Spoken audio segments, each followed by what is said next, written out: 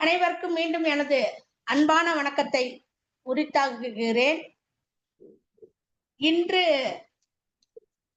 வழக்கம் போல் நமது தமிழ்நாடு கலை இலக்கிய மன்றம் நாளும் ஒரு அதிகாரம் என்ற தலைப்பில் 123வது அதிகாரம் காமத்துப்பாலில் இன்றைய நிகழ்ச்சியாக அலங்கரிக்கப்பட உள்ளது.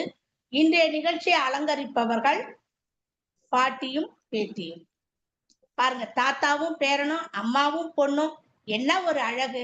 இன்னைக்கு நம்ம இலக்கிய மன்றத்தை அழகுபடுத்த இவங்க 2 பேரும் வந்திருக்கிறது நம் அனைவருக்கும் பெருமையாக உள்ளது. அவர்களது வருகை இனிதாகட்டும். இன்றைய தலைப்பு பொழுது கண்டு இரங்கல். வழக்கம் போல் தலைவனை பற்றி தலைவி வருந்துகிறது. சொல்லுவாங்கல்ல, இது மாலை நேரத்து மயக்கம், மாலை போடுள்ள மணக்கும். அந்த இதுல மாலை பொழுது அழகா சொல்லுவாங்க. பனியும் நிலவும் பொழியும் நேரம், மடியில் சாய்ந்தால் என்ன, பசும் பாலை போல மேனி வழங்கும், பழகி பார்த்தால் என்ன.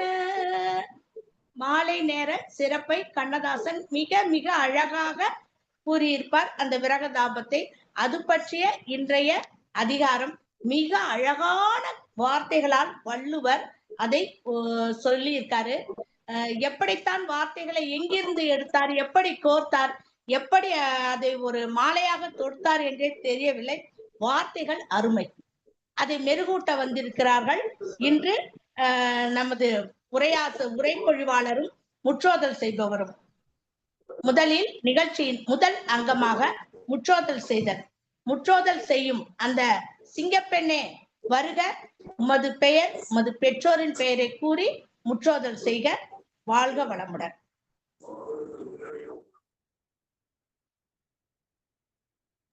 பாப்பா குரல் சொல்லுங்கம்மா. அனைவருக்கும் வணக்கம்.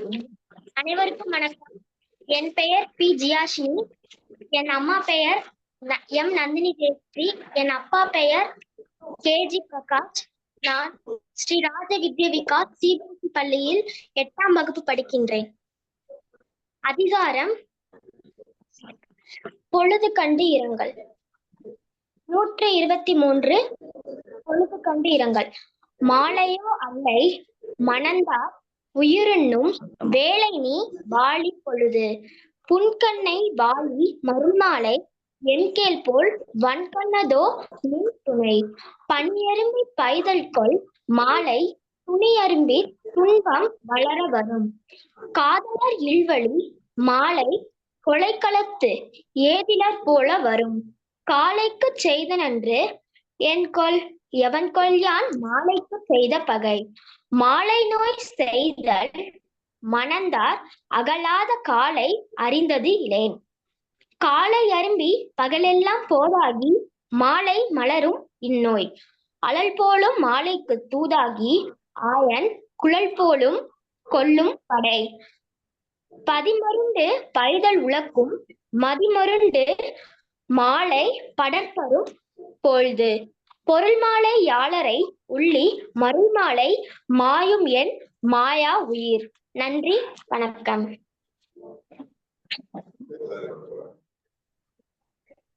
மிக அருமை. ஒவ்வொரு சீரையும் நிறுத்தி அழகா தெளிவா அந்த வார்த்தைகளை உச்சரித்தது மிக மிக அருமை. உங்களுக்கு தமிழ்நாடு கலை இலக்கிய மன்றம் வாழ்த்துதலையும் பாராட்டுதலையும் தெரிவித்துள்ளது. அடுத்து முற்றோதல் செய்யும் மகிழ்ச்சி. உரைப்பொழிவாளரை பற்றி நிறைய சொல்லலாம். அவங்கள பத்தி எனக்கு பிடிச்ச ஒரு விஷயம், அவங்க திருமணமாகட்டும் வளைகாப்பாய் இருந்தாலும் திருக்குறள் முற்றோதல் செய்து வைக்கும் ஒரு மிகப்பெரிய பாக்கியவதி. அம்மாவை பார்க்கறதே ரொம்ப பெரும் பேருன்னு நினைக்கிறேன். முற்றோதல் செய்து ஒரு நிகழ்ச்சியினை செய்வது என்பது இந்த காலத்துல அரிதாக தான் இருக்குது. இன்னும் அந்த பழமையிலிருந்து மீண்டு வருபவர்கள் குறைவு. அந்த வகையில் அம்மா ஒரு நிகழ்ச்சியை நடத்துறாங்கன்னா அது எந்த அளவுக்கு சிறப்பு வாய்ந்ததாக இருந்திருக்கும். அடுத்து அம்மா திருக்குறள்ல மிகப்பெரிய பங்கு வகித்திருக்கிறார். நீங்களே உங்களை பற்றி இன்னும் அதிக செய்திகளை சொல்லி இந்த மாமன்றத்துக்கு பெருமை சேர்த்து உரைப்பொழிவை தொடங்குமாறு அன்புடன் அழைக்கிறேன். அன்னை தமிழுக்கு முதற் வணக்கம். வள்ளுவ பொருளே வாழி, திரு வள்ளுவன் பெயரே வாழி. வள்ளுவ பொருளே வாழி, திரு வள்ளுவன் பெயரே வாழி. துள்ளுவமே நாம் சொல்லுவோமே அவன் போற்றி. அனைவருக்கும் மீண்டும் இங்கு அமர்ந்திருக்கக்கூடிய இணையத்தின் வாயிலாக இணைந்திருக்கக்கூடிய அனைத்து ஆளுமை பெருந்தகைகளுக்கும் என்னுடைய பணிவார்ந்த வணக்கத்தை தெரிவித்துக் கொள்கிறேன். என்னுடைய பெயர் முனைவர் இரா முருகேஸ்வரி. நான் சமீபத்துல ஒரு வளைகாப்பு நிகழ்வை திருக்குறள் வழியாக நடத்தி முடிச்சோம். அதுல நம்முடைய ஐயா கருமுருகன் ஐயா பங்கு கொண்டார். அவருடைய அண்ணன் வீட்டில் அண்ணன் மகன் மருமகளுக்கு தான் வளைகாப்பு அன்னைக்கு நடந்தது. அதைத்தான் அம்மா இங்கு விவரித்தார்கள். மற்றும் நமது தமிழ்நாடு கலை இலக்கிய பெருமன்றத்தின் வாழ்த்து பாடலை காரைக்குடி கிளையின் சார்பாக பாடி நாங்கள் வைத்திருக்கிறோம். அதை இசை வடிவத்தில் வெளியிட இன்னும் சிறிது அடுத்த மாதத்திற்குள் அந்த பணி முடிந்துவிடும். அதையும் செய்திருக்கிறோம். அடுத்ததாக இந்த ஆண்டு 25வது ஆண்டில் திருவள்ளுவர் சிலை அமைக்கப்பட்டு இருக்கும் இந்த வேளையில் என்னுடைய கடந்த மாதம் புத்தக திருவிழாவில் இருவரி அறநெறி என்ற நூலை நான் வெளியிட்டதை உங்கள் அனைவரிடம் பகிர்ந்து கொள்வதில் பெரும் மகிழ்வு அடைகிறேன். அது ஒரு சிறப்பு. எல்லாமே நான் ஒரு 2 ஆண்டுகள் தான் இந்த தமிழ்நாடு கலை இலக்கிய பெருமன்றத்தில் உறுப்பினராக இணைந்து, அதற்கு பிறகு எனக்கு நிறைய வாய்ப்புகள் எல்லாம் வந்து கொண்டிருக்கிறது. ஒரு நூலையும் வெளியிட்டேன் என்ற பெருமையும் பகிர்ந்து கொள்கிறேன். அதே போல நம்முடைய தமிழ்நாடு கலை இலக்கிய பெருமன்ற வாழ்த்து பாடலையும் பாடியுள்ளேன். அது அனைவரும் அறிந்ததே. அப்பேற்பட்ட ஒரு மிகப்பெரிய ஆளுமைகளெல்லாம் இருக்கக்கூடிய இந்த மாமன்றத்தில் எனக்கும் ஒரு வாய்ப்பை கொடுத்ததுக்கு மிக்க நன்றியை தெரிவித்துக் கொள்கிறேன். ஏற்கனவே நம்முடைய தினம் ஒரு கதையிலையும் நான் 2 முறை பங்கு பெற்றுள்ளேன்.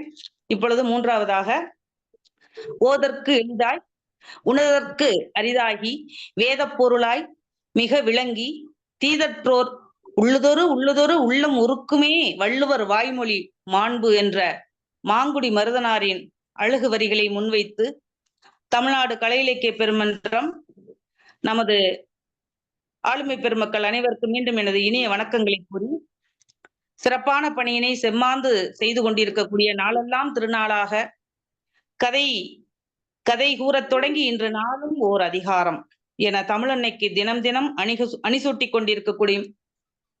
இருக்கக்கூடிய நம்முடைய தமிழ்நாடு கலை இலக்கிய பெருமன்றத்தை அத்துணை ஆளுமை பெருமக்கள், நெறியாளர்கள் அனைவருக்கும் என்னுடைய வணக்கத்தை தெரிவித்துக் கொள்கிறேன். இன்றைய அதிகாரம் முப்பாலில் இன்பத்துப்பாலில் கற்பியலில் 123வது நாளான 123வது அதிகாரம் எனக்கு கொடுக்கப்பட்ட அதிகாரம் பொழுது கண்டு இரங்கல். பொழுது கண்டு இரங்கல்.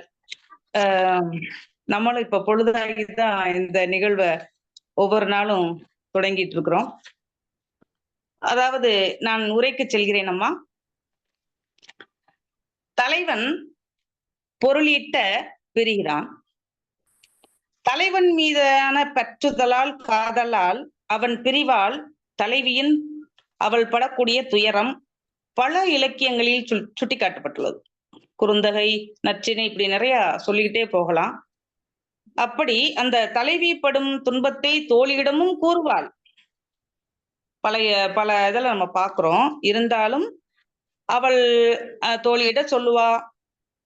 தலைவனை எதிர்நோக்கி, அவனுடைய வரைவை எதிர்நோக்கி சுவத்துல கோடிட்டு போடக்கூடிய இத்தனை நாள் வந்துருவான், சொல்லிட்டு போயிருக்கிறான், இத்தனை நாள்ல வந்துருவான்னு கோடு போட்டுக்கிட்டே வருவாளாம். அடுத்த பள்ளி சகுனம், அந்த பள்ளி கத்தக்கூடிய சகுனத்தையும் வைத்து தலைவன் சீக்கிரம் வந்துருவான். அப்படி ஒவ்வொரு நாளும் அந்த ஒவ்வொரு கணமும் தலைவனுடைய வருகையை எதிர்நோக்குவது போன்ற பலவற்றை நம்ம இலக்கியங்கள்ல நம்ம பார்க்கலாம். இங்க பொருள் வயிற் பிரிவு, அதாவது பொருள் தேடுறதுக்காக, கல்விக்காக, இப்படி பலவிதற்காக தலைவன் பிரிந்து போகத்தான் வேண்டும். அப்படி தலைவனது பிரிவால் எந்த அளவுக்கு தலைவி பாதிக்கப்பட்டுள்ளாள், பாதிக்கப்படுவாள் என்பதனை எல்லாம் அவளுடைய கூற்று இங்கு வெளிப்படுத்துகிறது.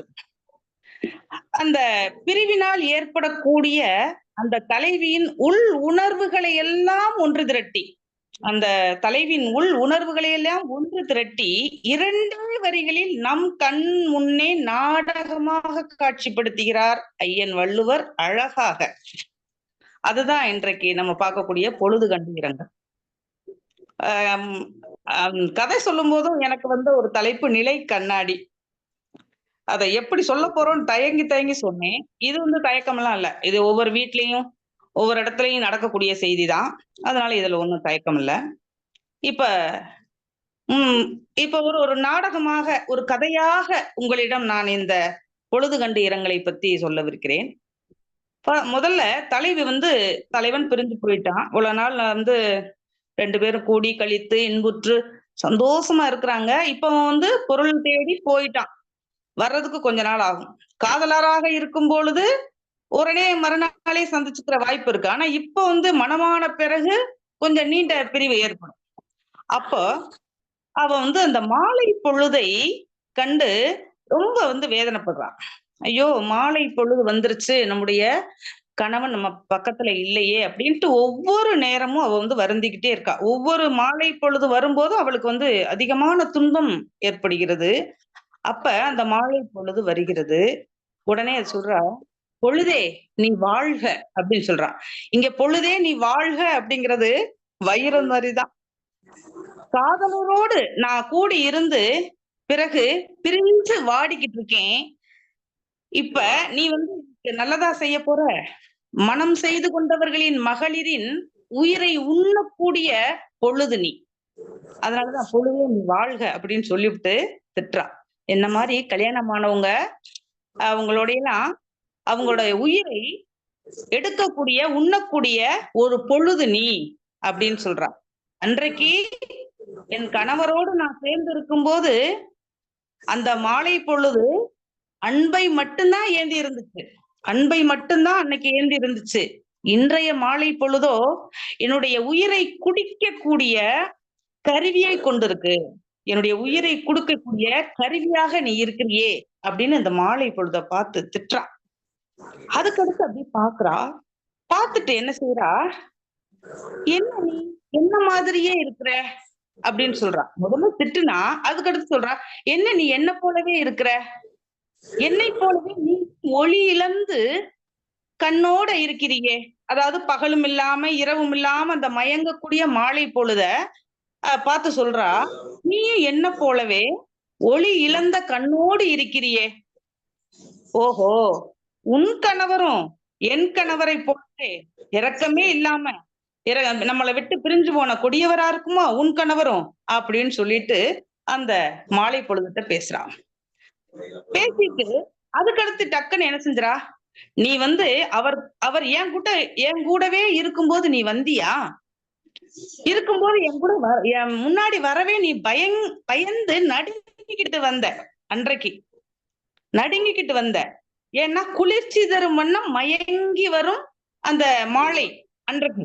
இப்ப என்னுடைய உயிரையே நானே வெறுக்கிற அளவுக்கு துன்பம் வளரும்படி வர்றியே, மேலும் மேலும் எனக்கு துன்பத்தை வளர்றது மாதிரி நீ இப்ப வந்திருக்கியே அப்படின்னு அந்த மாலை பொழுத பார்த்து சொல்றான். அதுக்கடுத்து, முன்னாடியெல்லாம் அவர் பிரியாம என்னோட இருக்கும்போது என் உயிர் வளர்றதுக்கு நீ வந்த, என் உயிர் வளர, என் அன்பு வளர, நான் அவரை சேர்ந்து இருக்கும்போது அவ்வளவு ஒரு சந்தோஷமா இருக்கும்போது நீ வந்த. அப்ப என்னுடைய உயிர் வளர்ந்துச்சு. இப்ப அவர் பிரிஞ்சு இருக்கும்போது நீ கொலைக்களத்திற்கு வரக்கூடிய கொலையாளி மாதிரி என் கண்ணுக்கு தெரியுற அப்படின்னு சொல்லுது. கொலையாளியாக அந்த மாலை பொழுத சொல்றான்.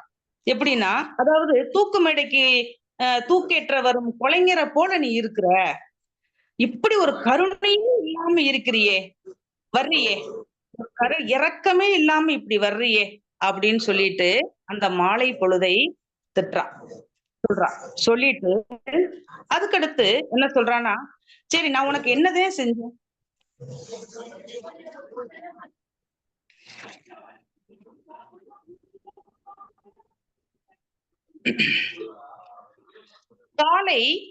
காலை பொழுது இந்த பிரிந்த காதலரை ரொம்பலாம் வாட்டாது. காலை பொழுது பகல் நேர பொழுது, காலை பொழுது இந்த பிரிந்துள்ள தலைவியை வாட்டுவதில்லை, இந்த காதலர்களை வாட்டுவதில்லை. ஆனா மாலை பொழுது ஆனாலே இந்த காதல் துன்பம் அதிகம் வருத்துக்குது, ரொம்ப துயரப்பட வைக்குது, துன்பப்பட வைக்குது. நான் காலை நேரத்துக்கு நான் செய்த நன்மைதான் என்ன? மாலை பொழுதே உனக்கு நான் என்னதான் தீமை செஞ்சேன், உனக்கு தான் நான் என்ன தீமை செஞ்சுட்டேன் அப்படின்னு சொல்லிட்டு அந்த மாலை பொழுத கேட்கிறான். நான் காலைக்கு செய்த நன்மை என்ன, உனக்கு மாலை பொழுதாகிய உனக்கு செஞ்ச தீமைதான் என்ன அப்படின்னு சொல்லிட்டு வருந்தி கேட்கிறா. அதுக்கடுத்து சொல்றா, முன்னாடிலாம் எனக்கு எவ்வளவு சந்தோஷத்தை கொடுப்ப, நீ மாலை பொழுது வந்தாலே எனக்கு எவ்வளவு சந்தோஷமா இருக்கும், இப்பெல்லாம் பாத்தீங்கன்னா எனக்கு துன்பத்தை தான் தர்ற, நீ இப்படிப்பட்டவன் எனக்கு தெரியாம போயிருச்சே, தெரிஞ்சிருந்தா இப்படி தெரிஞ்சு கொள்ளாம இருந்துட்டேனே உன்னைய பத்தி. தெரிஞ்சிருக்கும் போது மாலை பொழுத எப்படியெல்லாம் சொல்றா பாருங்க. முன்னாடியே உன்னைய இப்படிப்பட்டவன்னு உன்னைய தெரியாம போயிட்டேனே, இவ்வளவு துன்பம் தருவேன்னு முன்னாடி எனக்கு தெரிஞ்சிருந்தா என்னுடைய கணவரை பிரிய விட்டிருப்பேனா, பிரிய விட்டிருக்க மாட்டேனே அப்படின்னு சொல்றான். அவரை முன்னாடியே எனக்கு தெரிஞ்சிருந்தா, இந்த மாதிரி நீ இப்படிப்பட்ட மாலை பொழுதும் தெரிஞ்சிருந்தா நான் அவரை பிரிய விட்டிருக்க மாட்டேன் அப்படின்னு சொல்றான். அடுத்து அரும்பாகி முட்டாகி பூவாகி அப்படிலாம் நம்ம பாட்டு கேட்டிருப்போம். அதையும் இங்க அழகா சொல்றா. எப்படின்னா, காலையில பார்த்தா அரும்பாக இருக்கு, இது இறுதியில சொல்றேன். பகல்ல போக போக அந்த அரும்பு பேரரும்பா, அதாவது மொட்டா மாறுது, மாலை ஆயிட்டா மலர்ந்துருது. அப்ப காலையில் அரும்பி பகலில் முதிர்ந்து மாலையில் மலர்ந்து அது எனக்கு ஒரு நோயாக வந்துருது அப்படின்னு சொல்றான். அதாவது காதல் துன்பமாகிய பூவாக அந்த பூவை சொல்றான். காதல் துன்பமாகிய பூ, அதாவது எனக்கு நோயாகவே மாறி விடுகிறாய் அப்படின்னு சொல்ற. அந்த நோய் அப்படிங்கிறது என்னது? அந்த காம நோய் தான். அப்ப காமத்தை நோயாக கூறுகிறார். மேலும் மனம் தரும் மலர் தான், ஆனா அது அவளுக்கு நோயாக தெரிகிறது. மனம் தரும் மலர் அவளுக்கு நோயாக, கணவன் இல்லாத போது பூவின் வாசம் எனக்கு எதற்கு என்று அவளுக்கு நோயாக, அந்த பிரிவால் தவிப்பவளுக்கு நோய்தானே, அதை அந்த மாலை பொழுதை நோக்கி அவள் சொல்கிறார். அடுத்து புல்லாங்குழல்.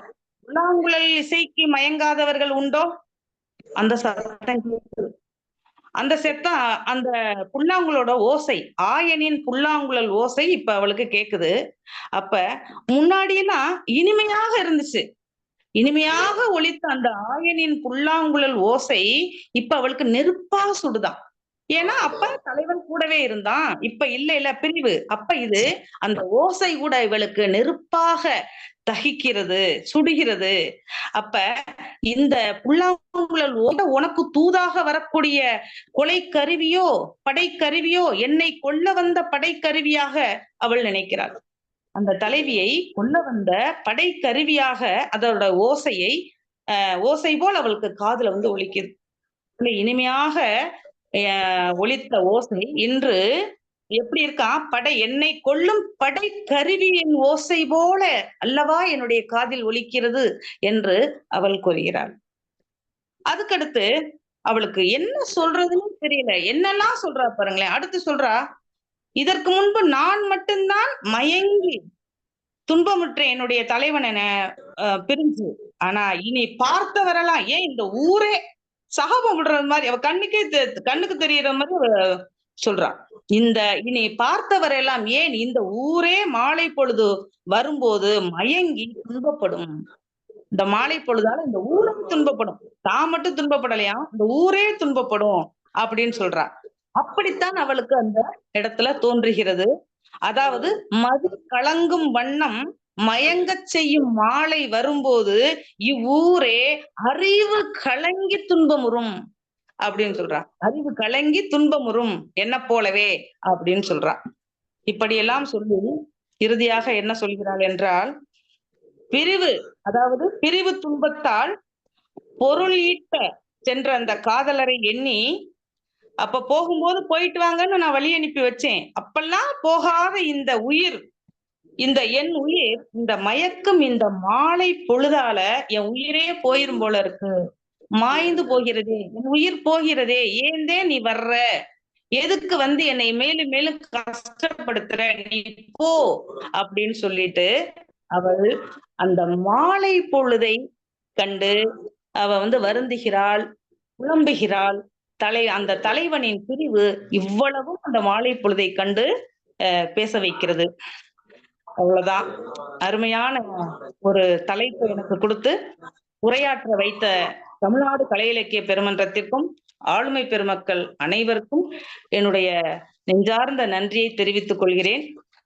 அடுத்ததாக நான் வந்து இருவரி அற நெறி என்கிற நூலை கடந்த மாதம் புத்தக திருவிழாவில் சிவகங்கையில் தொடக்க விழாவில் வெளியிட்டேன் என்ற செய்தியை மீண்டும் கூறி, அதுல என்ன செய்தி இருக்குன்னா, ஒரு 3 வருடத்திற்கு முன்னதாக ஒரு அதிகாரத்திற்கு ஒரு கவிதை என்றவாறு நான் எழுதினேன்.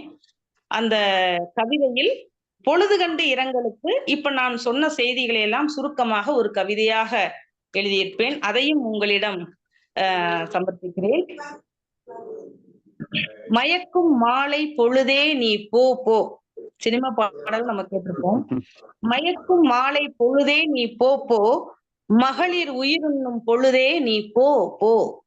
குளிர்ச்சி பொருந்தி காட்சி அளிக்கும் அதுவே கொலைக்கள பகைவர் போல் வருத்தும். நன்மை கொடுத்த காலை பொழுது தீமை பயக்கும் மாலை பொழுது. அன்று இன்பமாய் இருந்ததும் மாலை பொழுது, துன்பமாய் வந்ததென்று மாலை பொழுது. காலையில் அரும்பாய் தோன்றும் நோய் மாலையில் மலராய் மலர்ந்திடுமே. ஆயன் குழலும் நெருப்பாகும் எனை கொள்ளும் படை தூதாகும்.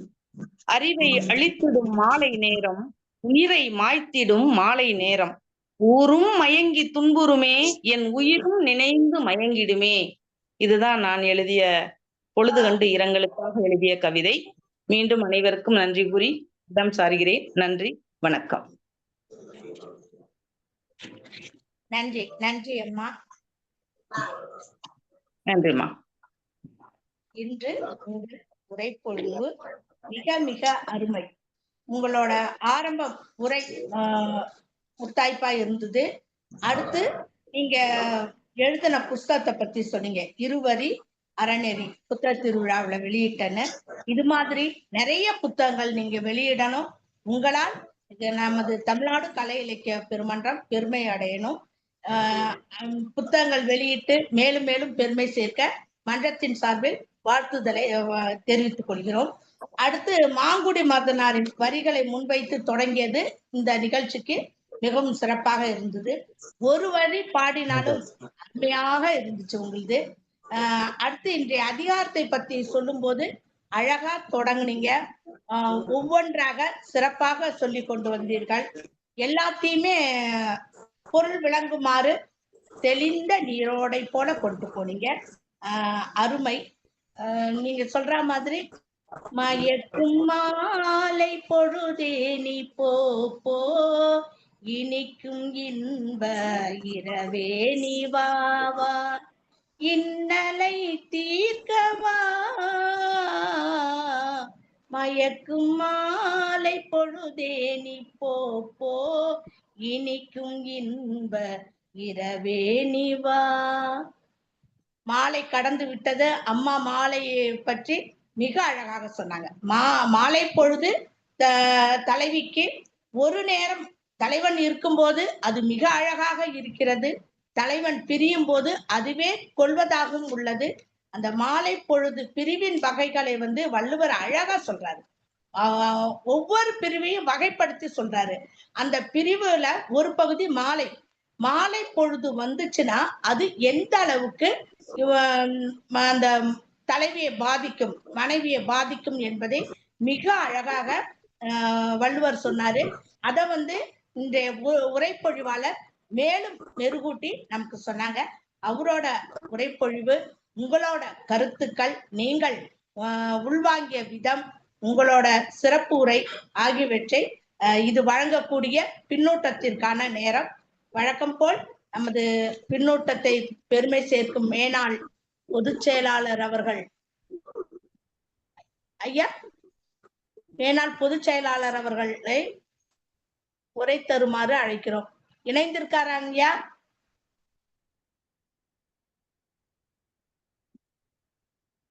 ஐயா நான் பேசுறது கேக்குதாங்கய்யா? கேக்குதுங்கம்மா. அவர் இல்ல போல இருக்குங்கம்மா.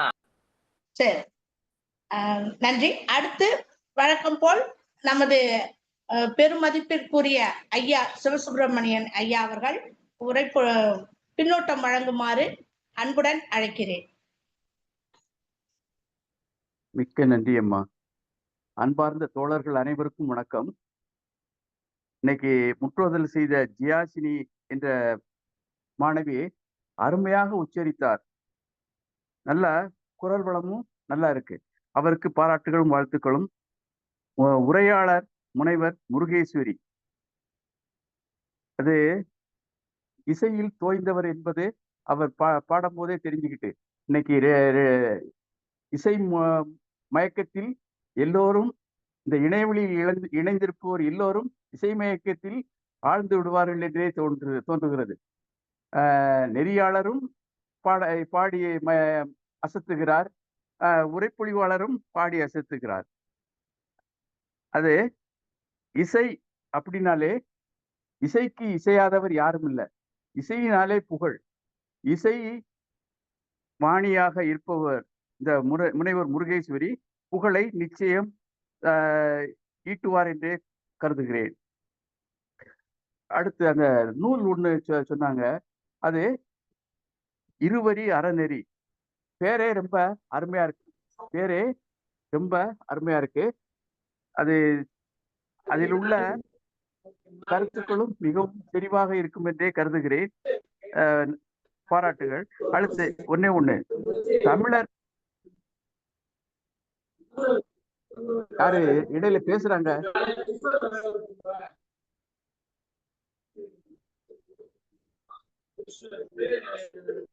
அவங்க மைக்கை மீட் பண்ணிக்கோங்க. தமிழர் இல்ல விழாக்களை நீங்கள் நடத்துவதாக சொன்னீர்கள். அது எனக்கு இளங்குமரனாரை நினைவூட்டியது. அவர் இதே மாதிரி தான் தமிழ் இல்ல விழாக்களை தமிழ் முறைப்படி, தமிழர் முறைப்படி நடத்தி மிகவும் பேறு பெற்றவர். பல நூல்களை வெளியிட்டு இருக்கிறார். அவரை மாதிரி நீங்களும் பேரும் புகழும் அடைய வேண்டும் என்று, பெற வேண்டும் என்று பாராட்டி வாழ்த்துகிறேன். அடுத்து இந்த அதிகாரத்தை பற்றி ஒரு சில வார்த்தைகள். 1வது குறள்லையும் 6வது குறள்லையும் மனந்தார்னு வந்திருக்கு. இப்பதான் இங்க கற்பியல்ல மனம் முடித்தவர்கள் அப்படிங்கிறத குறிப்பிடுகிறார் திருவள்ளுவர் குறிப்பிடுகிறார். இன்னும் அந்த சத்தம் வந்துகிட்டு இருக்கு. அது அவங்க மைக்கை மீட் பண்ணுங்க. ராமசுப்பிரமணியன் ஐயா,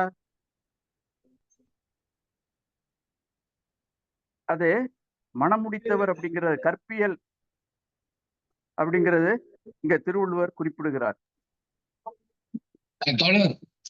அந்த பூபதிங்கிறவங்க தான் ஆஃப் பண்ண சொல்லுங்க. பூபதி யாரு? பூபதி உங்க தான் ஆன்ல இருக்கு மைக்கு. ஓகே. முதல் குறள் பாலுன்றவரும் கொஞ்சம் தலைவியினுடைய உயிரை உண்ணக்கூடிய வேல் மாதிரி, கூறிய வேல் மாதிரி இருக்கு அப்படின்னு சொல்லுதாப்புல. இந்த மாலை பொழுது தலைவியினுடைய உயிரை உண்ணக்கூடிய கொடிய வேல் மாதிரி, கூறிய வேல் மாதிரி இருக்கு அப்படின்னு சொல்லுதாப்புல. இது இன்னொரு திருக்குறளை ஞாபகப்படுத்துகிறது. நாளென ஒன்று போல் காட்டி உயிரீரும் வாழது உணர்வார் பெரிய. ஒரு நாளுன்னு நினைக்காதங்க, அது நம்முடைய உயிரை அறுக்கக்கூடிய வாளாகும் என்று திருவள்ளுவர் ரொம்ப அழகா சொல்லியிருக்கிறார். அத மாதிரிலாம் எந்த கவிஞயும் சொல்லியிருக்க முடியாது. அடுத்து 5வது பாடல். 2வது திருக்குறள். புன்கண்ணை வாழி மருள் மாலை எம் கேள் போல் வன்கண்டதோ நின் துணை அப்படின்னு சொல்லியிருக்கார். இதுல உள்ள கற்பனையை கற்பனை சுவை இதுல நிரம்பி உள்ளது. இதுல ஒரு பாட்டும் ஞாபகம் வரும். மாலை பொழுதின் மயக்கத்திலே அப்படிங்கிற பாட்டும் நினைவுக்கு வரும். இந்த மாலை நேரமே ஏன் மயங்குகிறாய், எம் கணவரை போல நீயும் கணவனை பிரிஞ்சிருக்கியோ அப்படின்னு எவ்வளவு பொருத்தமா சொல்லி புலம்புறான்னு பாருங்க. அடுத்து காலை அரும்பி பகலெல்லாம் போதாகி மாலை மலரும் இந்நோய். ஆமா, பிரிவு நோய் காலையில கொஞ்சமா இருக்கும், மத்தியானம் கொஞ்சம் வளர்ந்துருக்கும், மாலையில முழுசா வளர்ந்து அது ரொம்ப இதா இருக்கும். பிரிவு நோயால் வாடுவார்கள். அழல் போலும் மாலை. அடுத்து 8வது திருக்குறள். அழல் போலும் மாலைக்கு தூதாகி ஆயன் குழல் போலும் கொல்லும் படை. ஆமா, நான் முதல்ல சொன்னோம்ல, இசைக்கு இசையாதவர் யாரும் கிடையாது. ஆனா இந்த பிரிவு நோயால் அவதிப்படுகிற இல்லத்தரசி என்ன செய்தார்?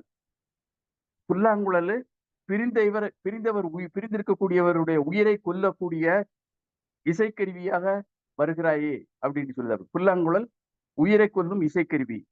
அதே மாதிரிதான் மாலை பொழுதும் பிரிந்தவர் உயிரை கொல்லும் நேரம் அப்படின்னு சொல்லுதாப்புல. கூறிய வேல் அப்படின்லாம் சொல்லுதாப்புல. அடுத்து 10வது குறள் கடைசியில. பொருள் மாலையாளரை உள்ளி மருள் மாலை மாயும் என் மாயா உயிர். இங்க கற்பியல்ல அந்த கணவன் சென்றிருப்பது பொருள் வயிர் பிரிவு அப்படிங்கிறத திருவள்ளுவர் சுட்டி காட்டுகிறார். பொருள் வயிர் பிரிவு. பொருள் தேடி போனவரை நினைத்து அந்த நினைவில் வாழ்கிறேன் நான், ஆனால் மயக்கந்தோறும் இந்த மாலை பொழுது என்னை கொல்லாமல் கொல்லும் அப்படின்னு அந்த மாலை பொழுத ரொம்ப சாடுகிறார். பொதுவா இந்த மாலை அப்படிங்கிற சொல்லினுடைய ஆக்கத்தை நான் சொல்ல விரும்புகிறேன். மாலை அப்படிங்கிறதுக்கு வேர் சொல் மால்னாலே மயக்கம். அந்த மயக்கத்தை தரக்கூடிய ஒரு நேரத்தை மாலை என்று தமிழர்கள் வழங்கி வருகிறார்கள். இந்த சொல்லாக்கம் தமிழர்களை மாதிரி வேற எந்த மொழியிலையும் ஆக்கியிருக்க மாட்டாங்கன்னே சொல்ல தோன்றுகிறது. இத்துடன் என்னுடைய உரையை நிறைவு செய்து கொள்கிறேன். வாய்ப்புக்கு நன்றி, வணக்கம். நன்றி ஐயா. நீங்களும் இன்று திரைப்பட பாடல்களை கூறி நிகழ்ச்சிக்கு பெருமை சேர்த்துள்ளீர்கள். அருமையான கருத்துக்கள். உங்கள் கருத்துக்களுக்கெல்லாம் கருத்து சொல்லும் அளவிற்கு நான் இன்னும் வளர்ந்து விடவில்லை. உங்கள் கருத்துக்களை கேட்டு மேலும் தெளிவு பெறுகிறேன், நிறைய விஷயங்களை தெரிந்து கொள்கிறேன். அந்த வகையில் உங்களது பின்னோட்டம் இன்று சிறப்பாக அமைந்துள்ளது. அடுத்து நமது தமிழ்நாடு கலை இலக்கிய மன்றத்தின் செல்லக்குட்டியாக சிங்கக்குட்டி என்று அழைக்கப்படும் சாத்தூர் கணேசன் ஐயா அவர்களை அன்புடன் அழைக்கிறேன் பின்னோட்டம் வழங்க.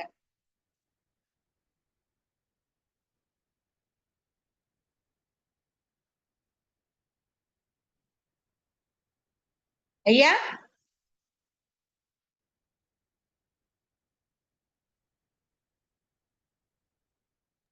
சாத்தூர் கணேசன் இல்லம்மா.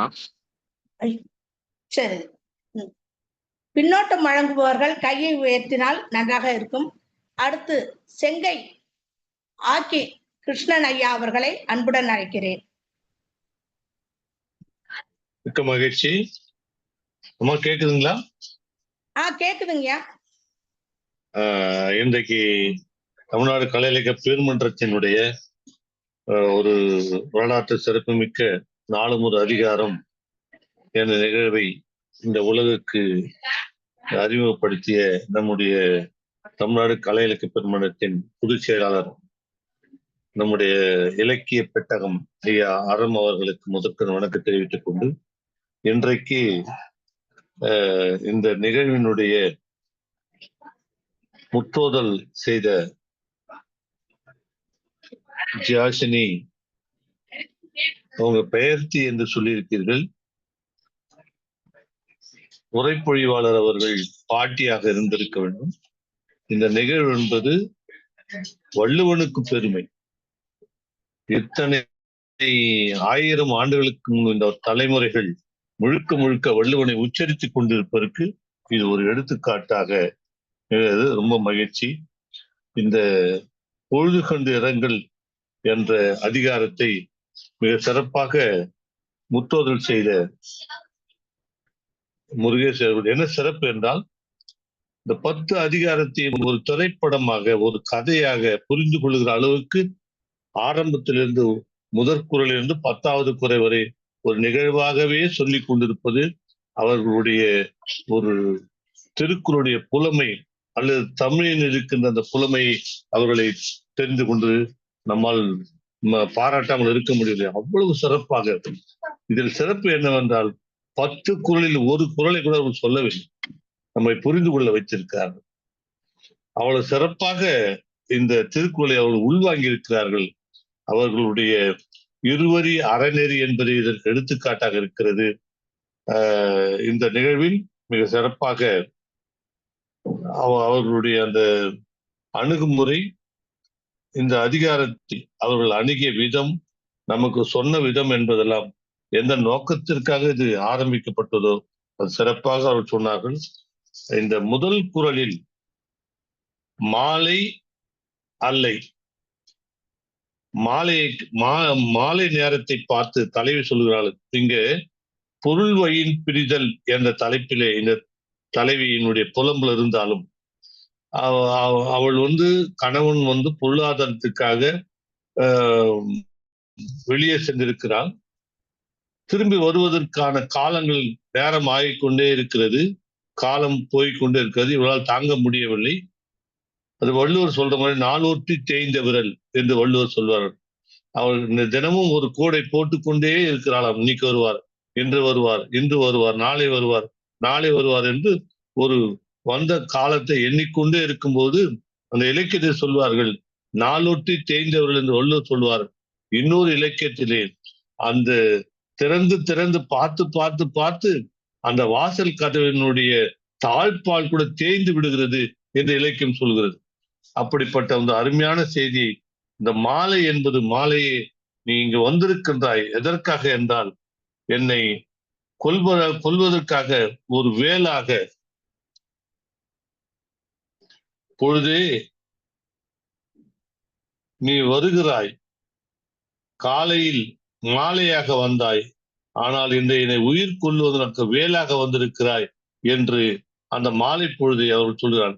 ஆக இந்த நேரத்தில் வள்ளுவனுடைய அந்த ஆற்றலை, வள்ளுவனுடைய திறமையை, வள்ளுவனுடைய பெரிய ஆற்றல் எவனுக்கும் இல்லாத ஒரு பெரிய ஒரு சிந்தனை, உளவியல், வாழ்வியல்.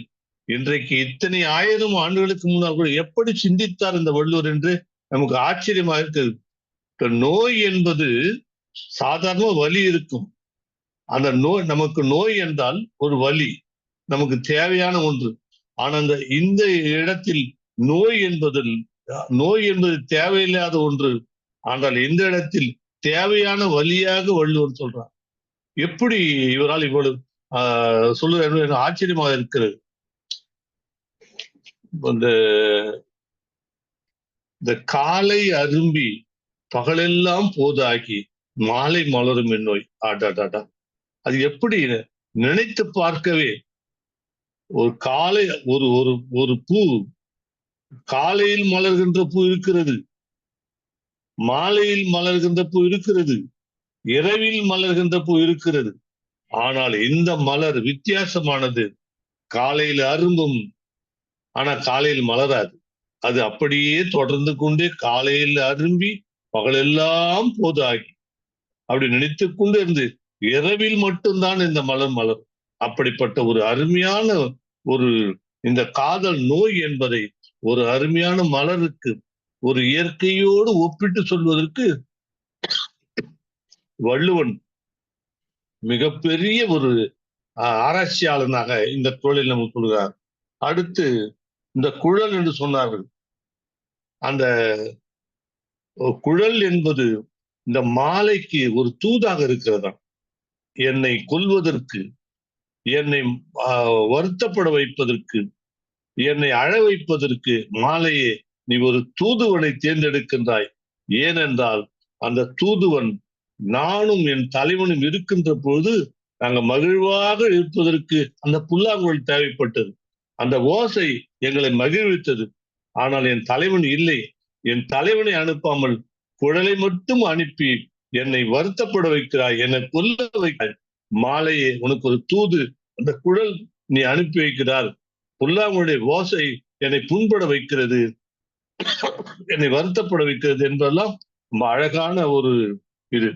இன்னொன்று, பதின்மர் உண்டு பைதல் உறங்கும் அப்படின்னு ஒரு திருக்குறள் அருமையா சொல்றாங்க. இந்த பதின்மர் உண்டு என்பதுல நான் படுகிற துன்பத்தை எனக்கு தெரிகிறது. இந்த பதின்மர்னா 10 பேர். நான் படும் துன்பம் எனக்கு தெரிகிறது. ஆனால் நான் படும் துன்பம் மற்றவர்களும் தெரிகிறது. அது யாரு? 10 பேர் மட்டுமா? சாதாரணமாக வழக்கத்துல சொல்லுவாங்க, ஏம்பா நான் செய்து சரியா இல்லையா 10 பேர் கேட்டுப்பாரு. அந்த 10 பேருக்கு 10 பேர் இல்லை, அங்க இருக்கிற அத்தனை பேருக்கும் அந்த உலகில் வழக்கை வள்ளுவர் அழகாக பதின்மர் என்ற அந்த பதிவு என்பது என்னை ஆச்சரியப்பட வைக்கிறது. இன்றைக்கும் அது வழக்கத்தில் இருக்குது. 10 பேர் கேட்டு பாருப்பா, நான் நல்லதா செஞ்சேன்னா கெட்டதை செஞ்சேன்னு சொல்லிட்டு அவங்களுக்கு தெரியும் அப்படின்னு சொல்லிட்டு அந்த பதின்மர் வழக்காறு. அந்த பதின்மர் என்ற வார்த்தையை வள்ளுவர் அழகாக பயன்படுத்தியிருக்கார்கள். இந்த இந்த குறள் அதிகாரத்தில் அம்மா அவர்களுடைய ஆரம்பத்தில் அருமையாக ஒரு இசை பாடலை பாடினார்கள்.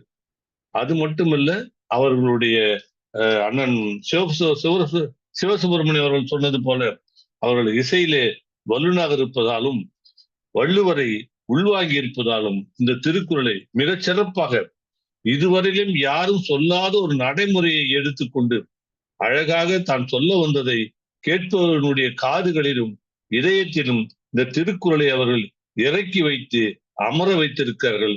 அவர்களுக்கு மிக்க மகிழ்ச்சி. நன்றி, வணக்கம், வாழ்த்துகள். மகிழ்ச்சி, நன்றி. நீங்களோ கலைஞர், உங்களுக்கு ரசிக்க கேட்கவா வேண்டும்?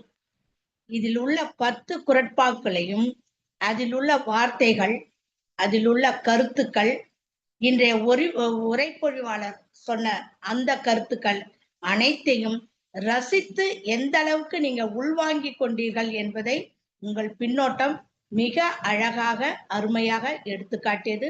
உங்களுக்கு மன்றத்தின் சார்பில் பாராட்டுகள், வாழ்த்துக்கள்.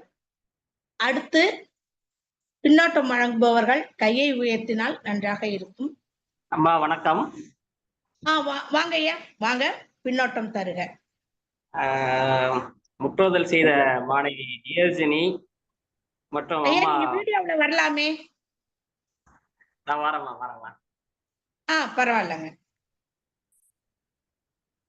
முற்றோதல் செய்த மாணவி இயர்ஜினி மற்றும் முனைவர் அம்மா முருகேஸ்வரி அவர்களுக்கு வாழ்த்துக்கள். சிறப்பா உரை வழங்கினீங்க.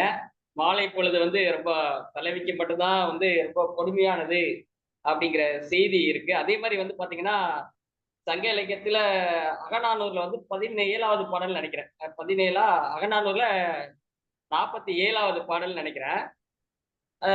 இந்த திருக்குறள் 10 திருக்குறளுமே தலைவிதான் வருத்தப்பட்டதா செய்தி இருக்கு. அதே மாதிரி சங்க இலக்கியத்துல பாத்தீங்கன்னா, அதாவது ஒரு மூங்கில் காடு இருக்கான்.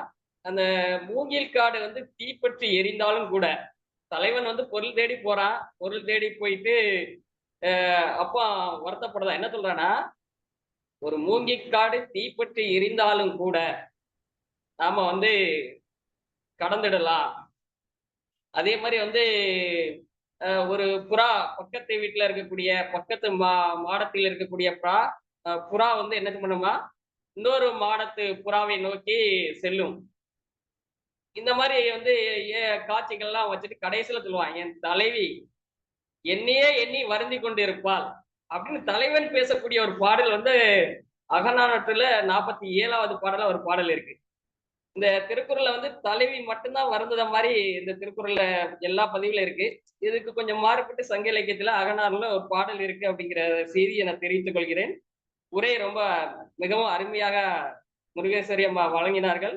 அதுக்கு வாழ்த்துக்களை பகிர்ந்து கொள்கிறேன் அம்மா. நன்றி. மகிழ்ச்சி ஐயா, வாழ்த்துக்கள். உங்கள்ட்ட இருந்து நிறைய எதிர்பார்த்தோம். பின்னோட்டம் என்னவோ சுருக்கமாக சொல்லி முடித்து விட்டீர்கள். இருந்தாலும் மிக அருமையாக இருந்தது உங்கள் பின்னோட்டம். அந்த சங்க இலக்கியம் பத்தி கொஞ்சம் சொல்லியிருந்தா இன்னும் கொஞ்சம் நல்லா இருந்திருக்கும். தலைவனும் தலைவியும் 2 பேருமே அந்த பிரிவை வந்து தாங்க முடியாம ஒரு பாடல் நீங்க சொன்ன மாதிரி திரைப்படத்திலயும் இருக்கு. அன்பே நீ அங்கே நான் இங்கே வாழ்ந்தால் இன்பம் காண்பது எங்கே, அன்பே. அது 2 பேருமே அந்த பிரிவை வந்து அனுபவிச்சு பாடுவாங்க. ஜிக்கியும் ஏ.எம். ராஜாவும் பாடின பழைய பாடல். இன்னொரு பாடல் ஒண்ணு, மாலை பொழுதின் மயக்கம் என்ன கனவு கண்டேன் தோழின்னு ஒரு திரைப்பட பாடல் வரும்னு நினைக்கிறேன். கனவு கண்டேன் நான் கனவு கண்டேன் அந்த பாடலாங்கய்யா. நிறைய பாடல்கள் கண்ணதாசன் வாலிமல் கொண்டு எல்லாருமே. அது இல்ல மாலை மாலை பொழுதின் மயக்கத்திலே பாக்கியலட்சுமி அந்த பாட்டு பாக்கியலட்சுமி படமா? மாலை பொழுதின் மயக்கத்திலே நான் கனவு கண்டேன் தோழி, வார்த்தைகள் காரணம் ஏன் தோழி, காரணம் ஏன் தோழியா, மாலை பொழுதின் மயக்கத்திலே நான் கனவு கண்டேன் தோழி. வாய்ப்புக்கு நன்றிங்க. அடுத்து பின்னோட்டம் வழங்குபவர் விருப்பம் உள்ளவர்கள் முன் வரலாம்.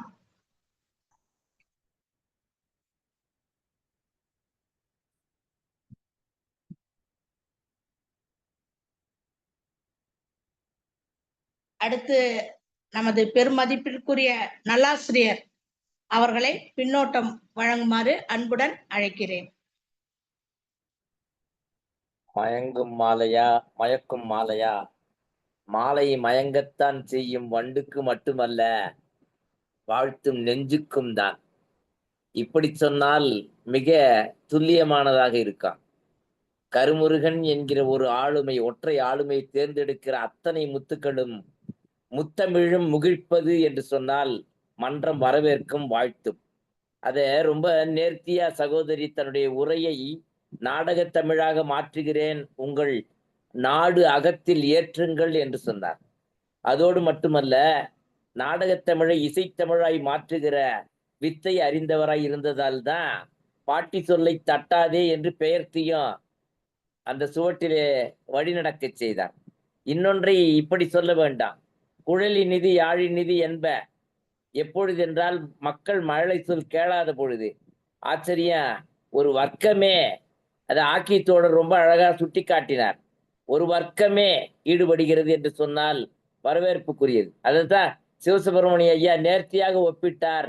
குமரன், இளங்குமரன் போன்றவர்கள் எல்லாம் தமிழிலேயே வழிபாட்டை கொண்டு வந்தார்கள். மணக்க வரும் தென்றலிலே குளிராயில்லை, மாந்தோப்பில் நிழலாயில்லை, தனிப்பரிதாம் துன்பம் இது தமிழ்நாட்டின் தமிழ்த்தெருவில் தமிழ்தான் இல்லை என்கிற குற்றச்சாட்டை உடைத்தெறிந்தார் போத மிக அற்புதமாக இன்றைக்கு தமிழிலேயே 2 வரிகளில் அறநெறியை சொல்ல வந்த சகோதரி இயலிலேயும் வல்லுனர் என்பதை நிரூபித்திருக்கிறார். அத மகாராஜன் ஐயா சொல்லுகிற பொழுது ஆண் வர்க்கத்திற்கு குரலே இல்லை என்கிற ஆதங்கத்தை நீக்குமாறு போல அகநானூற்றின் ஒப்பீட்டை பேராசிரியர் இல்லையா கொண்டு வந்தார். ஆகையினால சகோதரிக்கு ஒரு பதிவு, உங்களை எப்படி தயாரித்தாரோ கருமுருகன் அண்ணன், அதை போலத்தான் மகாராஜனையும் அடாப்ட் பண்ணியிருக்கார். அது உங்களுக்கு பதிவுக்காக சொல்ற சகோதரி. இன்னொன்று, நீங்க வந்து மோட்டா motto song of this club, நீங்க வந்து இந்த மன்றத்தினுடைய மிக அற்புதமான இசை வடிவத்தை தந்திருக்கிறீர்கள் என்று சொன்ன பொழுது வரவேற்கின்றேன், வணங்குகின்றேன். இது நம்மை பொறுத்தளவில் இந்த அதிகாரத்தை இப்படி கையாள முடியும். நீங்க அதுக்கு காரணம் என்னன்னா, புடம் போட்டு வைத்திருக்கிறீர்கள், உங்கள் நெஞ்சத்துல புடம் போட்டு வைத்திருக்கிறீர்கள், அதனால்தான் தடம் போட்டு வைத்தீர்கள். இன்னொன்றை சொல்ல வேண்டாம், தமிழ் மரபும் பயனும் என்று வாசுபா குறிப்பிடுகிறார் தமிழ்ச்செம்மல். அப்போ பயன் விளைவதாக இது இருக்கிறது. அத குன்றக்குடி சாமி பெரியவங்க, பழைய ஆதீன சாமி, அவங்க அந்த சாமி சொல்லும்போது சொல்லுவாங்க, தமிழ் மரபு என்பது திருக்குறளில் இருந்து தொடங்குமேயானால் அது வரலாற்றின் முழுமைன்னு சொல்றாங்க. அது சகோதரிக்கு ஒரு பதிவுக்காக ஒப்பிட ஆசைப்படுகிறேன். அதே நேரத்துல இன்னொன்றை சொல்ல வேண்டும், களவில் பிரிவு இங்கேதான்.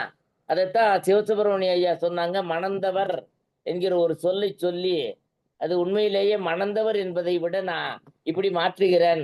உங்களுடைய உரையை கேட்டதன் பின்பு தணந்தவர், அது எப்படி எல்லாம் தணந்து வேகிறாங்க, பிரிவிலே கிடக்கிறவர் எவ்வாறெல்லாம் வேகிறார் என்பதை ஒரு பாட்டியா இருந்து சொல்லுகிற பொழுதுதான் அவ்வை தமிழே வாழ்க.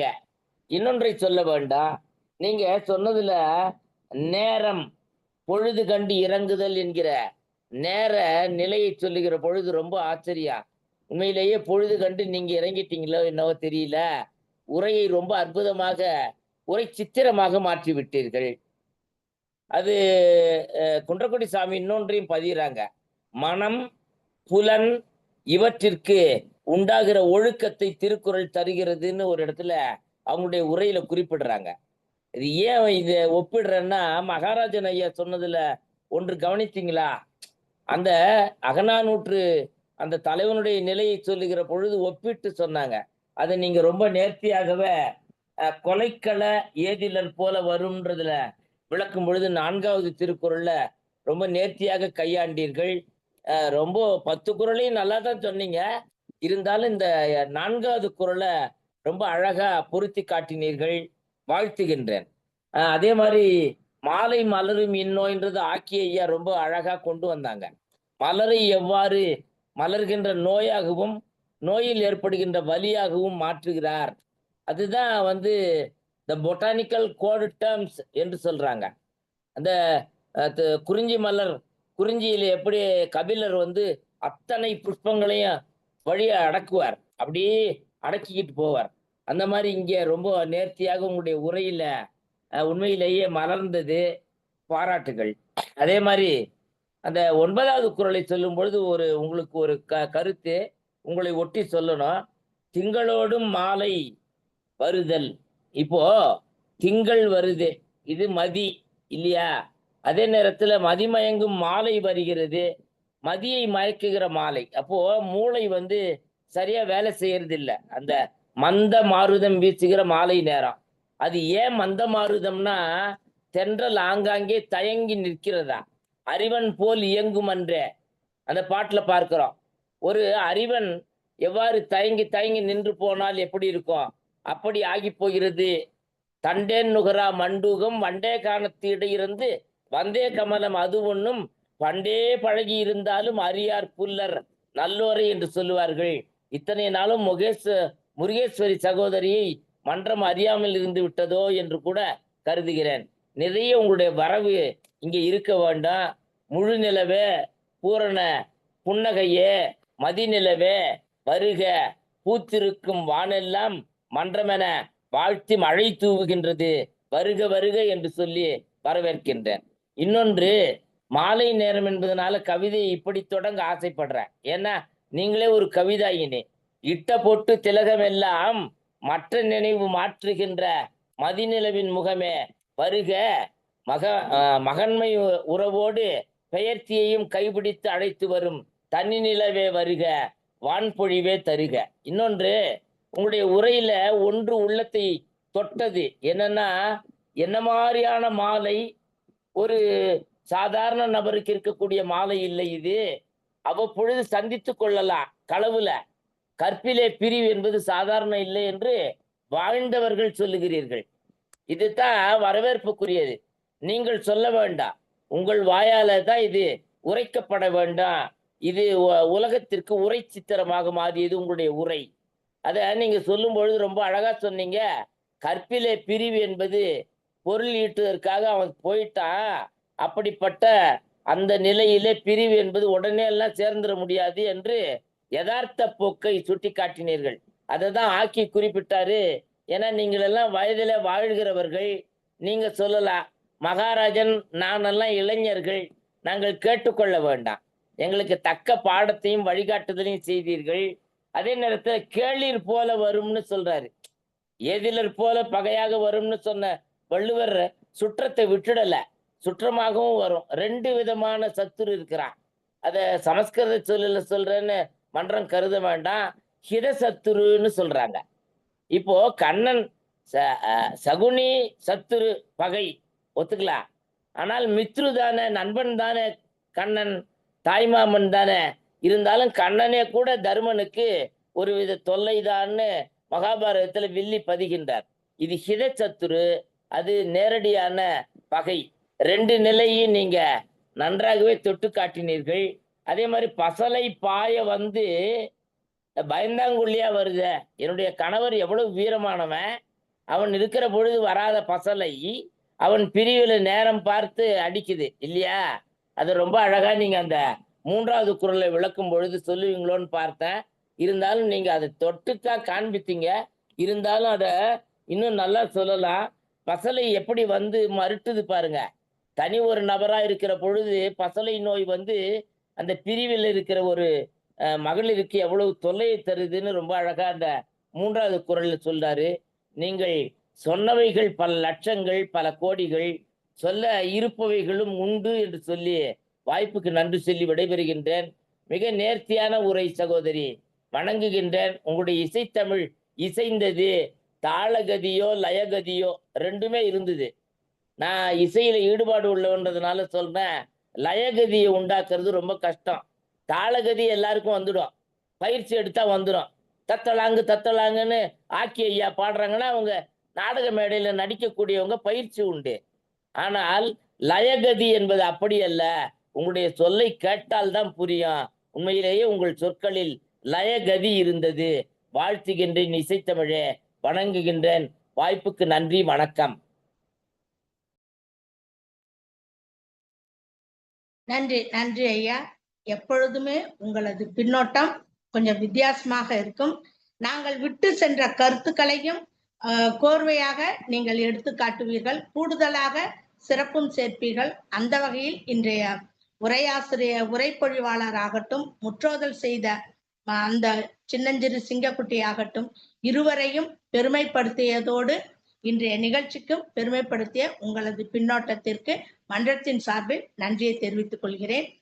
அடுத்து இறுதியாக நமது நிகழ்ச்சிக்கு பெருமை சேர்க்கும் நமது பொதுச் செயலாளர். எப்பவுமே அவரு நம் திருக்குறள்ல இருக்கிற அந்த வார்த்தைகள், கருத்துக்கள், இதை வந்து ரொம்ப நுணுக்கமா கவனிச்சு ரொம்ப ஆழமா அதை கருத்துக்களை சேகரித்து பின்னோட்டமாக பல செய்திகளையும் கூடுதலாக நமக்கு எப்பொழுதுமே கொடுக்கிறார். அந்த வகையில் நமது நிகழ்ச்சியின் இறுதி நிகழ்ச்சியாகவும் சிறப்பு நிகழ்ச்சியாகவும் நமது பொதுச் செயலாளர் உரைப்பொழிவாளர் ஏதாவது சொல்றீங்களா? நமது பொதுச் செயலாளர் உரைக்கு முன்னதாக இன்றைய உரைப்பொழிவாளருக்கான நேரம் இது. அம்மா, உங்களுக்கான நேரம்.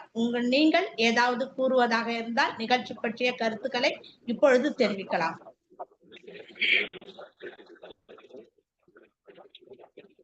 எனக்கு வாழ்த்துக்கள் கூறிய அனைத்து ஆளுமைகளுக்கும் இணைய சிறந்தாழ்ந்த வணக்கங்கள். ரொம்ப ரொம்ப நெகிழ்வா இருக்கு, என்ன சொல்றதுன்னே தெரியல. தமிழ்நாடு கலை இலக்கிய பெருமன்றத்துல ஒவ்வொருவரையும் அப்படி தூக்கி நிறுத்தி அவர்களை பாராட்டு முகத்தை இங்கதான் நான் பெருமையாக சொல்லிக்கொள்ள ஆசைப்படுகிறேன். அப்படி காரைக்குடி கிளையில் அதை கண்டேன். இங்கோ இந்த இணையத்தில் இருக்கக்கூடிய அத்துணை நல்ல உள்ளங்களும் என்னை பாராட்டி, ஏன் இத்தனை காலம் நான் தமிழ்நாடு கலை இலக்கிய பெருமன்றத்தை சேராமல் இருந்தேன், இவர்களெல்லாம் சந்திக்கின்ற வாய்ப்பு இவ்வளவு காலம் தாண்டி நமக்கு கிடைத்துள்ளதே, எவ்வளவு ஒரு அருமையான கருத்துக்கள், எவ்வளவு இலக்கிய சார்ந்த கருத்துக்களாக இருக்கட்டும், அந்த தமிழ் வளம் பொங்கி வழிகிறது ஒவ்வொரு ஆளுமைகளிடமும். அதை கேட்டு கேட்டு நான் ரொம்ப நெகிழ்வடைந்தேன். நிறைய ஏராளமாக உங்களிடமிருந்தெல்லாம் நான் கற்றுக்கொள்ள வேண்டும். நான் கத்துக்குட்டிதான். அதான் காலம் தாழ்த்தி அல்லவா உங்களை எல்லாம் சந்திக்கின்ற எனக்கு வாய்ப்பு கிடைத்திருக்கிறது. அதற்கு மிகவும் நன்றி கடன் பட்டிருக்கேன். என்னுடைய பயணம் தொடரும். உங்களுடைய வாழ்த்துக்களால் மிகவும் அகமகிழ்கிறேன். நன்றி. அனைவருக்கும் என்னுடைய நெஞ்சார்ந்த நன்றியை தெரிவித்துக் கொள்கிறேன். நன்றி. உங்களது கருத்து எங்களை பெருமைப்படுத்துகிறது, மகிழ்ச்சிப்படுத்துகிறது. எங்கள் பெருமன்றத்திற்கு நீங்கள் அன்போடு கேட்டுக்கொள்கிறேன். தொடர்ந்து இந்த நிகழ்வில் தொடர்ச்சியாக கலந்து கொள்ள வேண்டும் என்று மன்றத்தின் சார்பில் கேட்டுக்கொள்கிறேன். நன்றி அம்மா உங்கள் உரைக்கு. அடுத்து நாம் ஆவலுடன் எதிர்நோக்கும் நமது பொதுச் செயலாளர் ஐயா அவர்களின் சிறப்புரை. ஐயா வருக, உரைப்பொழிவு. அனைவருக்கும் வணக்கம். இன்னைக்கு கொஞ்சம் வெளியில இருக்கேன். இன்னைக்கு சியாசினி ரொம்ப அருமையா சொன்னாங்க. அம்மா முருகேஸ்வரி ஒரு கவிஞராக இருந்ததுனால அந்த மொத்த அதிகாரத்தையுமே கடைசியில சம்மப் பண்ணும்போது மிகச்சிறந்த ஒரு கவிதையா கொடுத்துட்டாங்க.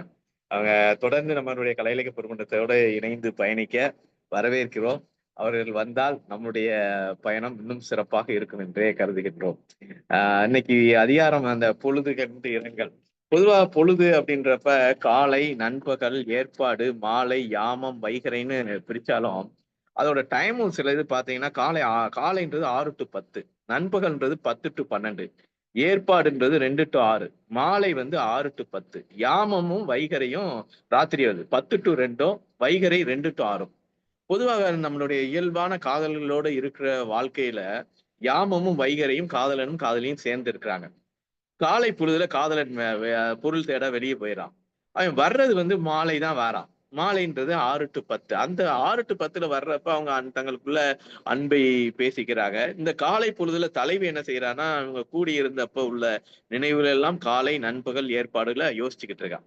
மாலை வந்தவனே பரிமாறிக்கிறான். இதுதான் ஒரு வழக்கமான ஒரு இதா காட்டிட்டு, அதுக்கப்புறம் தான் இது மாலையில என்னென்ன நடக்குது, காதலரை விட்டு பிரிந்து விட்டால் என்னென்ன நடக்குன்னு உள்ள போறாரு.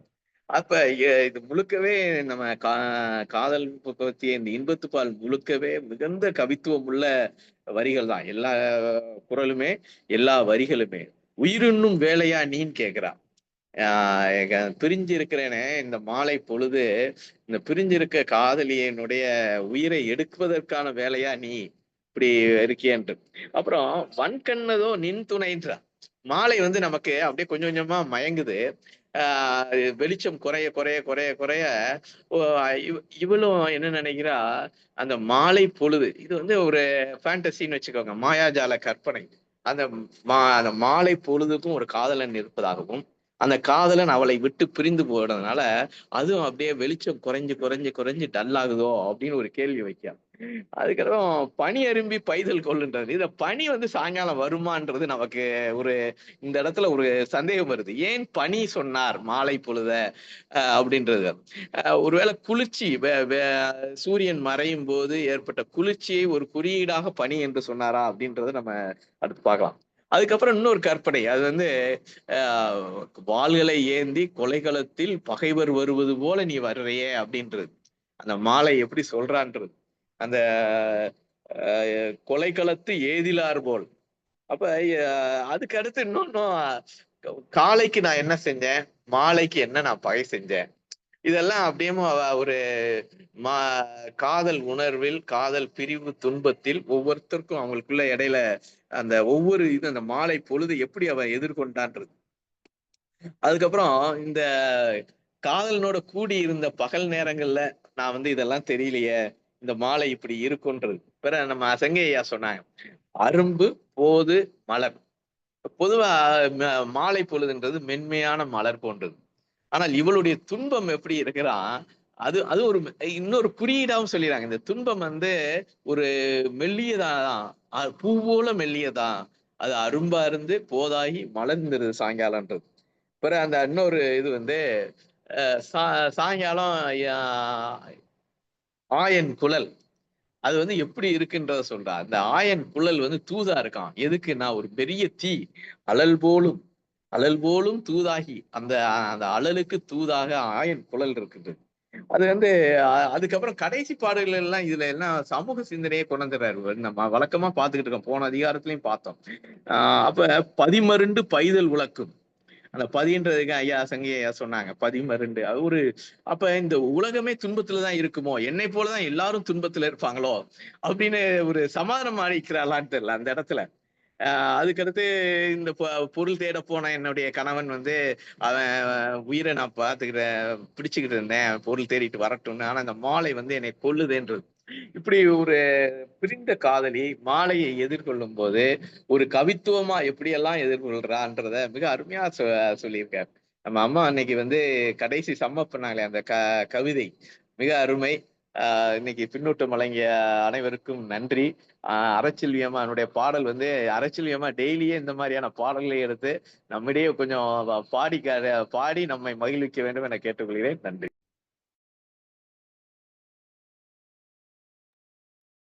மகிழ்ச்சி, நன்றி ஐயா. அடுத்து நமது ஒருங்கிணைப்பாளர் ஐயா அவர்கள் இணைந்துள்ளார்கள். ஐயா அவர்கள் நிகழ்ச்சியை நிறைவு செய்தால் நன்றாக இருக்கும் என்று எண்ணுகிறேன். ரொம்ப மகிழ்ச்சி. இருந்தாலும் பொதுச் செயலாளர் பேசிய பிறகு பேசுவது மரபில்லை. இருந்தாலும் முருகேஸ்வரி அம்மாவை பற்றி செய்தி சொல்ல வேண்டும் என்பதற்காக முனைவர் நாகராஜனைய நிறையவே சொல்லிட்டாங்க. சகோதரி முருகேஸ்வரி அம்மா பள்ளியில் மாணவர்களுக்கு இலக்கண பாடங்களை சுதியோடு லயத்தோடு பாடக்கூடிய ஒரு ஈர்ப்பு மிக்க ஒரு ஆசிரியர். இன்னமும் சொல்ல போனா திருக்குறளை முற்றோதல் செய்கிற விதம் நம்மை காட்டிலும் ஒருபடி மேலே. சமீபத்துல என்னுடைய அண்ணன் இல்லத்துல ஒரு வளைகாப்பு, மருமகளுக்கு வளைகாப்பு. அதுல எப்படி நடந்தது அப்படின்னா, முழுக்க முழுக்க திருக்குறள் முற்றோதல் மட்டும்தான் செஞ்சு வளைகாப்பு நடத்தப்பட்டது. அதை நடத்தியவர் அம்மா முனைவர் முருகேஸ்வரி அம்மா அவர்கள். அவரும் என்னுடைய பேராசிரியர் சந்திரமோகன் ஐயா அவர்களும். திருமணமும் அதே மாதிரி முற்றோதல் செஞ்சு திருக்குறள் தான், திருக்குறளை சொல்லி முற்றோதல் செஞ்சு திருமணம் நடத்தி வைக்கிறாங்க. அது மட்டும் இல்லாம நிறைய பிள்ளைங்களுக்கு அவர் செய்யற அந்த தர்மம் இருக்கு பார்த்தீங்களா, அது சபையில் சொன்னால் அது நாகரிகம் கிடையாது. அறப்பணி செய்கிற அற்புதமான ஒரு மனிதர். காரைக்குடி கலை இலக்கிய பெருமன்றத்தினுடைய ஒரு வலுவான தூண் அப்படிதான் நம்ம பார்க்கிறோம். கலை இலக்கிய பெருமன்றத்திற்கு ஒரு அறச்செல்வியம்மா சொன்ன அதே வேண்டுகோள் தான். ஐயா நல்லாசிரியர் நாகராஜன் ஐயா, சங்க கிருஷ்ணன் ஐயா எல்லாரும் எதிர்பார்க்கிற ஒண்ணுதான், நம்முடைய தோழமைகள் தினமும் இணைந்தால் இன்னும் கூடுதலாக இருக்கும். ஏன்னா இந்த கருத்து பரவல் என்பது இன்னும் தேவை, அது ரொம்ப முக்கியம். நீங்க நாகராஜன் ஐயா எனக்கு ரொம்ப அதெல்லாம் நம்மளாம் என்ன புண்ணியம் செஞ்சேன்னே தெரியல. நாகராஜன்லாம் தினமும் வர்றாரு. ஏன் அப்படின்னா அவருடைய உடல்நிலை ஒவ்வாமை இருந்தாலும் கூட பயணிக்கிறாருன்னா அந்த சமுதாயத்துக்கு ஏதாவது ஒரு புதிய சிந்தனை இன்னைக்கு சொல்லிட மாட்டோமா, அப்படி புதிய சிந்தனையை தேடுகிற பெருமக்கள் ஆக்கிய ஐயா அப்படித்தான் எங்க போனாலும் வரும். அதனால எல்லோரும் நீங்க சிவசுப்பிரமணியன் தோழர் யோசிச்சு பாருங்க, நீங்க எல்லோரும் இணைகிறார்கள். ஆனால் எனக்கு இப்ப மகாராஜன் மட்டும்தான் தினமும் இணைகிறார். அது போல நம்முடைய ஆசிரியர்கள் நேரம் கஷ்டம்தான், இல்லைன்னு சொல்லல, நீங்க நம்ப மாட்டீங்க. இன்னைக்கு அழகப்பா பல்கலைக்கழகத்துல நான் படித்த அந்த கல்லூரியில் பிஎட் காலேஜ்ல நான் தான் அந்த முன்னாள் மாணவர் சங்கத்தினுடைய தலைவராக இருக்கிறேன். 75ஆம் ஆண்டு விழா கொண்டாட இருக்கிறோம். அதற்கான பெரிய நிகழ்ச்சி, துணைவேந்தர் எல்லாம் எல்லாரும் அமைச்சர் பெருமக்கெல்லாம் கலந்துக்கிறாங்க. அதுக்கு நிதி திரட்டலுக்காக போனதுனாலதான் இணைய முடியல. ஆனால் மனம் முழுவதும் இங்கதான் இருக்குது, கவனம் முழுவதும் இங்கதான் இருக்கு. என்ன ஏதுன்னு இந்த நேரத்துல அறச்செல்வியம்மாவுக்கும் சிவசுப்ரமணியாவுக்கும் நன்றி சொல்லணும். சிவசுப்ரமணியம் சொல்லவும் அவங்க சொன்ன செய்தி, ஐயா நான் கூட ஒரு 5 நிமிஷம் நேரம் ஆகும்னு நினைக்கிறேன், அறச்செல்வியம்மாட்ட சொல்லிருங்களேன் அப்படின்னு சொல்ற அந்த பாங்கு என்பது இந்த நிலையிலும் கூட தன்னுடைய வேலைப்பளுவுக்கும் இடையிலும் கூட அர்ப்பணித்திருக்கிற இந்த பெருமக்களுக்கெல்லாம் இந்த தமிழ்நாடு கலை இலக்கிய பெருமன்றம் எப்படி நன்றி பகரப்போகிறதோ என்கிற சிந்தனை ஒவ்வொரு நாளும் எழ தோண்டி விட்டது. இதுக்கெல்லாம் பொதுச் செயலாளர் அவ்வளவு சொல்லுகிற செய்தி தான். இந்த மக்களுக்கு நாம என்ன செய்ய போறோம் முருகன் அப்படின்னா ஒரே ஒரு செய்தி தான், நாம் தமிழுக்கு செய்கிற தொண்டு என்பது தன் குடும்பத்திற்கான தேடுகிற தர்மம் என்பதை நாம் நினைவில் கொள்ள வேண்டும். வேற ஒண்ணுமே கிடையாது. தர்மங்கிறது எங்கோ காசு கொண்டு போய் ஒரு கோயிலுக்கு டியூப்லைட் வாங்கி போடுறது கிடையாது. எங்கோ இருக்கிற ஒரு பையனுக்கு என்னிடம் இருக்கிற பணத்தை பகிர்ந்து கொடுப்பது கிடையாது. தமிழ் என்பது தெய்வம், தமிழ் என்பது நம்முடைய குல தெய்வம், தமிழ் என்பது என்னுடைய மூதாதையர், தமிழ் மொழி என்பது என்னுடைய முன்னோர், தமிழ் மொழி என்பது என்னுடைய பரம்பரை. இந்த பரம்பரைக்கு செய்கிற தர்மத்தை செய்வதற்காக தினமும் தினமும் தினமும் தினமும் பெருமக்களே இணைய வேண்டும் என்கிற அன்பு வேண்டுகோள் தான். அறச்சொல்லியம்மா சொன்ன அதே செய்தியை சொல்லி நிறைவு செய்கிறேன். பெருமக்களே, பேசுவதோடு கடந்து போய்விடாதீர்கள். நேரம் கிடைக்கின்ற பொழுதெல்லாம் எங்களோடு இணையுங்கள். இணைவது என்பது உங்களுடைய கருத்தினுடைய தேடலுக்காகத்தான். உங்களுடைய கருத்து சிந்தனை இன்னைக்கெல்லாம் எவ்வளவு கருத்து நான் கேட்டேன். பாடி தன்னுடைய சிந்தனையெல்லாம் இவ்வளவு பேசும்போது ஏன் நீங்க ஒவ்வொரு நாளும் எங்களோடு கலந்து கொள்ள வேண்டும் என்கிற அன்பு வேண்டுகோளோடு இன்றைய தினம் சிறப்பான நிகழ்ச்சி. அது எனக்கு நான் ஆரம்பிக்கும் போது பாத்தீங்கன்னா அறச்சொல்லியம்மா பாடினாங்க. நீங்க வீட்டம்மா பக்கத்துல இருந்துச்சுறாங்க, நீங்க அறச்சொல்லியம்மா பாடுறாங்கங்க அப்படின்னாங்க. இவ்வளவு பெரிய மகிழ்ச்சி பாருங்க. தன்னுடைய வயது மறந்து, தன்னுடைய எல்லாம் மறந்து, தன்னுடைய மனம் இளமையாக இருக்கிறதே அதுதான் இந்த அமைப்பு. மனத்தை இளமையாக வைப்பதற்கான மிகப்பெரிய தளத்தில் நாம் இருக்கிறோம். தோழமைகளை உங்கள் அனைவருக்கும் நெஞ்சம் நிறைந்த நன்றிகள். கலை இலக்கிய பெருமன்றத்தினுடைய ஒருங்கிணைப்பாளர் என்கிற முறையில் பொதுச் செயலாளரின் சார்பாகவும் நான் நெஞ்சம் நிறைந்த நன்றிகளை பதிவு செய்கிறேன். இணைவோம், இன்னும் இணைவுகளை இணைப்போம். அறச்சொல்லியம்மா, நீங்க தொடருங்க. நன்றி. நன்றி ஐயா. நானும் என் தோழி ரேவதியும் நமது கலை இலக்கிய பெருமன்றத்தை மிக மிக மிக நேசிக்கிறோம். ரொம்ப பெருமையா நினைக்கிறோம். நாங்க இதுல எல்லாம் கலந்துக்கிறோங்கிறத ஒரு வரமாகவே நினைக்கிறோம். அதனால்தான் எந்த சூழ்நிலையிலும் இதுல கலந்துக்கிறதுல இருந்து ஒரு நாளும் நாங்க விடுபடுவதில்லை. எங்க போனாலும் கலந்துக்கணும், அங்க சொல்ற கருத்தை உள்வாங்கணும். எல்லா ஆளுமைகளும் மிகச்சிறந்த ஆளுமைகளாக இருக்காங்க. அதனால இந்த நிகழ்ச்சியை ஒரு வரமாக கருதி கலந்து கொள்கிறோம். நீங்களும் அவ்வாறே இருப்பீர்கள் என்ற நம்பிக்கையுடன் நாளைய நிகழ்ச்சி பற்றி அறிவிப்புங்கய்யா. நானே சொல்றேம்மா. தோழர்களே, நாளை தினத்திலே நாம் இணைகின்ற செய்தி என்பது மகிழ்வான செய்தி. நாளை தினம் நம்மோடு பேச இருக்கக்கூடிய ஆளுமைகள் மிகவும் சிறப்புக்குரியவர்கள் என்கிற நிலையில் அவர்களை நாம் அறிமுகம் செய்வதில் மகிழ்ச்சி அடைகிறோம். தோழமைகளே, ஒரே ஒரு நிமிடமா. நன்றிங்க. இன்றைய நிகழ்ச்சிகள் அருமை, அழகு, இனிமை. ஆகவே இன்றைய இந்த சந்தோஷத்தோடு இன்றைய நிகழ்ச்சியை நிறைவு செய்து மீண்டும் நாளை இரவு 8 மணி அளவில் மீண்டும் ஒன்று கூடுவோம். கருத்துக்களை பரிமாறுவோம். அம்மா என்ன அவர் சொல்லலையே, இருங்க. இல்ல நன்றி நன்றி. இல்ல, நிறைவுக்கு வந்துட்டோம். நன்றி. வாங்க, நீங்க நிறைவுக்கு வாங்க. நன்றி ஐயா. முடிக்கலீங்களா? இல்ல முடிச்சிட்டேன். நீங்க நிறைவுக்கு வாங்க. நான் முடிச்சிட்டேன். நீங்க நிறைவுக்கு வாங்க. இன்றைய நிகழ்ச்சியின் மிகப்பெரிய சந்தோஷம், இணையம் யாருக்கும் பிரச்சனை செய்யவில்லை.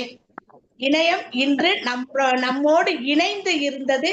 மாலை பொழுதை போல் நம்மை பழிவாங்கவில்லை. அந்த வகையில் இன்றைய நிகழ்ச்சி அருமை. நன்றி, வணக்கம். பேசியது தமிழ் கடவுள் அல்லவா? இணையம் எப்படி இடர்பாடு செய்யும்?